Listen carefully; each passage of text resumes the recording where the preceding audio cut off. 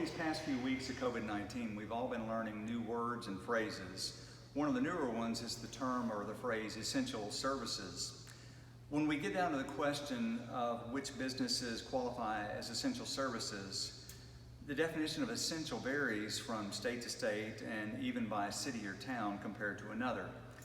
Of course, it seems like we would all want our work, our business, what we do, to be counted as essential. Because after all, when it comes down to paying the rent or utilities, buying groceries, or that ever elusive roll of toilet tissue, my paycheck and thus my work is very essential to me. But let's think about it from a different perspective. If we really want to understand essential, let's go back to the origins of the term.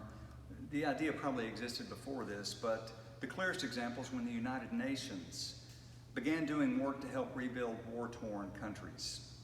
When a country had gotten so weary and tired from civil unrest that they requested UN to bring in peacekeepers, they knew that the soldiers would be coming from 6, 8, maybe 10 different countries.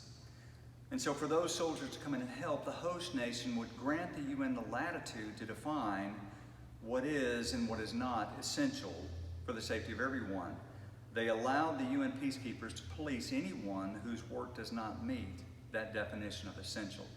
While universally agreed upon definitions are helpful for everyone's physical safety, moving that definition to a free nation like ours, and then down to state and local governments, the definition gets adapted to the local situation. While we want to believe that our work matters, that is essential, you and I must allow someone else to define what is essential for the greater good of all. But let's think about essential on a different plane. For an individual like you or me, what is essential in life? If it's up to one of us, we might think that a basketball goal or let's say a bag of Cheetos are essential. For my wife, who's a licensed dietitian, neither one of those necessarily falls into essential.